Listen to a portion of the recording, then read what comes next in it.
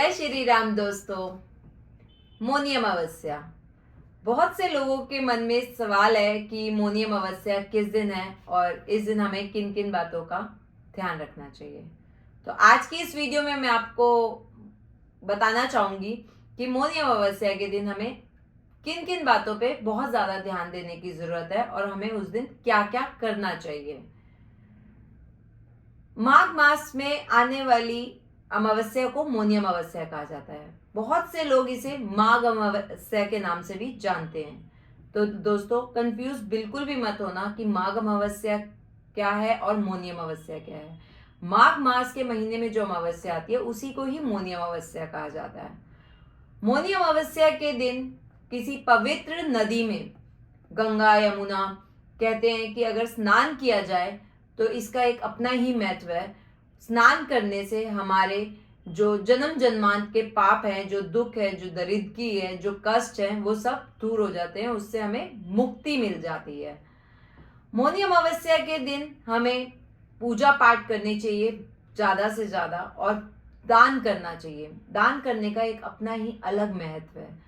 दान में हम जिस तरह हर महीने अमावस्या में पितरों के लिए निकालते हैं, वो तो हमें निकालना ही है, बट उसके साथ साथ हमें उस दिन गरीबों को ज्यादा से ज्यादा खाना खिलाना चाहिए, पंछियों को ज्यादा से ज्यादा खाना खिलाना चाहिए, जीव जंतु जितने भी हैं, डॉग्स हो गए, गाय को हमें घास चारा जो भी हम खिलाते हैं वो ज्यादा से ज्यादा खिलाना चाहिए।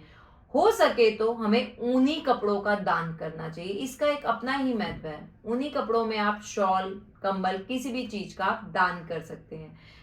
कहा जाता है कि ऐसा करने से, दान ज्यादा से ज्यादा दान करने से हमारे जीवन के जितने भी दुख हैं, जितने भी दर्द हैं, वो हमसे दूर हो जाते हैं। और उस दिन हमें स्नान करके पूजा पाठ करनी चाहिए। मौनी एक अपने में ही स्पष्ट है। मौन, उस दिन हमें मौन रहना चाहिए, मौन व्रत धारण करना चाहिए। मौन व्रत धारण करने के लिए हमें पूजा के वक्त संकल्प लेना चाहिए। दोस्तों, संकल्प हमें किस तरह लेना है? अपने राइट हैंड में गंगा जल लेना है।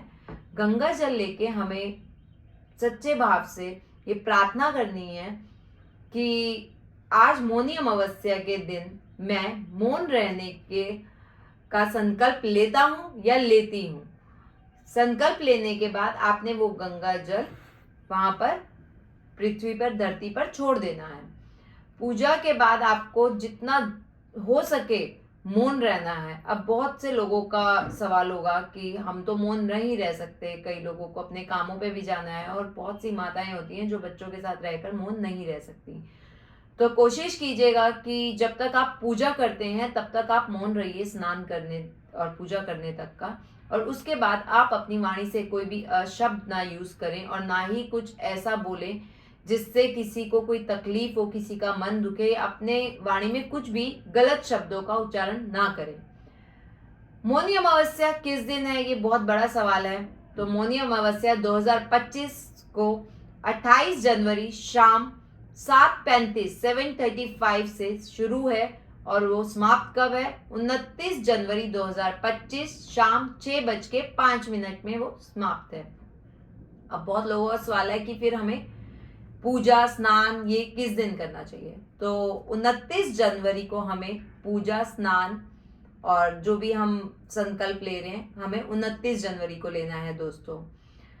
अब बहुत से लोगों का सवाल है कि हमें स्नान करते हुए कितनी डुबकियां लगानी चाहिए। तो दोस्तों, मैं आज आपको बताती हूँ कि हमें उस दिन 4 डुबकी लगानी है। डुबकी किस तरह लगानी है दोस्तों? सबसे पहली डुबकी आप डायरेक्शन देख लीजिएगा अपने हिसाब से, आपको किस तरह अपनी डायरेक्शन सिलेक्ट करनी है। तो सबसे पहली जो आपने डुबकी लगानी है वो पूर्व की तरफ लगानी है, जिसको हम ईस्ट साइड कहते हैं, जो इंद्र देवता का स्थान है। अपनी सफलता के लिए प्रार्थना करते हुए आपने डुबकी लगानी है। दूसरी डुबकी दोस्तों आपने उत्तर की तरफ लगानी है, जिसको नॉर्थ साइड कहते हैं, जो कुबेर देवता का स्थान है। कुबेर अपने में ही बिल्कुल स्पष्ट है कि धन की प्रार्थना करते हुए आपने डुबकी लगानी है। तीसरी डुबकी आपने पश्चिम की तरफ लगानी है, जो कि वेस्ट साइड होती है, जो कि वरुण देवता का स्थान है। अपनी कुल देवी देवताओं का ध्यान करते हुए आपने डुबकी लगानी है। चौथी डुबकी दोस्तों आपने दक्षिण की तरफ लगानी है, साउथ साइड जिसे बोलते हैं, जो यम देवता का स्थान है। अपनी विजय सफलता के लिए आपने प्रार्थना करते हुए डुबकी लगानी है। अब आपके मन में सवाल आएगा कि बहुत से ऐसे लोग हैं जो नहीं जा पा रहे डुबकी लगाने के लिए, पवित्र स्थान पर नहीं जा सकते, अपने शेड्यूल, अपने काम काज में, अपने काफ़ी से एक्टिविटीज़ होती हैं जिसमें वो इतने बिजी रहते हैं कि नहीं जा सकते। तो मैं आपको बता दूं कि आप घर रहकर भी स्नान कर सकते हैं। कुछ नहीं करना, आप जिस पानी से स्नान कर रहे हैं उसमें आप गंगा जल मिला लीजिए। जिस डायरेक्शंस में मैंने आपको बताया है उसी डायरेक्शन में आप फॉलो करके मग से जल डालते हुए स्नान कर सकते हैं।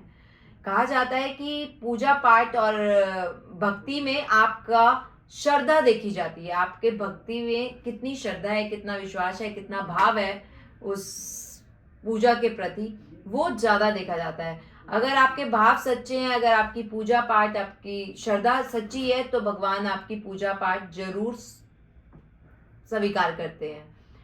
अभी तो 2025 है, 2025 में महाकुंभ आयोजन हुआ पड़ा है, तो आप वहां जा सकें तो बहुत ही बेस्ट है। वहां जाके स्नान करें तो इससे अच्छी तो कोई बात हो ही नहीं सकती। और कुछ बहुत ही ज़्यादा विशेष ध्यान रखने वाली चीज़ें हैं जो मैं अब आपको बताने वाली हूँ इस वीडियो में। हो सके तो, हो भी नहीं सके, करना बहुत ज़रूरी है।